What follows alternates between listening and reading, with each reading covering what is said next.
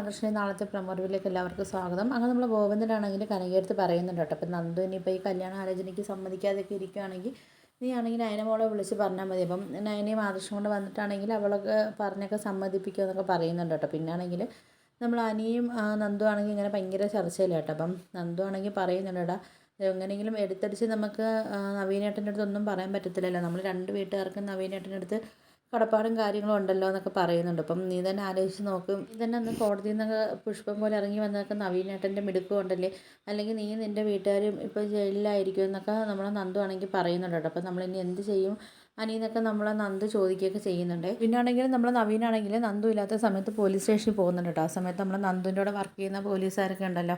അപ്പോൾ അവർ പറയുന്നുണ്ട് പിന്നെ ഇവിടെ അവർ വരുന്ന പയ്യനില്ലേ, ആ പയ്യനിക്കാണെങ്കിൽ പിന്നെ മേഡത്തിനെ ഭയങ്കര ഇഷ്ടമാണ്, അതുപോലെ തന്നെ മേഡത്തിനും ആ പയ്യനെ ഭയങ്കര ഇഷ്ടമാണെന്നൊക്കെ പറയുന്നുണ്ട് കേട്ടോ.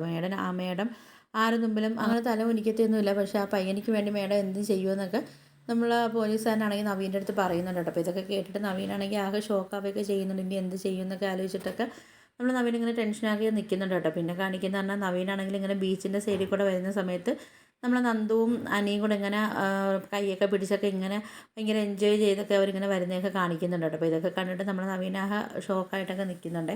അപ്പോൾ ഇതൊക്കെയാണ് പ്രൊമോ റിവ്യൂ ആയിട്ട് കാണിച്ചിരിക്കുന്നത്. വീഡിയോസൊക്കെ ഇഷ്ടപ്പെട്ടാൽ ഒന്ന് ലൈക്ക് ചെയ്ത് ഷെയർ ചെയ്ത് സബ്സ്ക്രൈബ് ചെയ്ത് കൊള്ള ബെല്ലേക്ക് എനേബിൾ ചെയ്തൊന്ന് സപ്പോർട്ട് ചെയ്യണേ.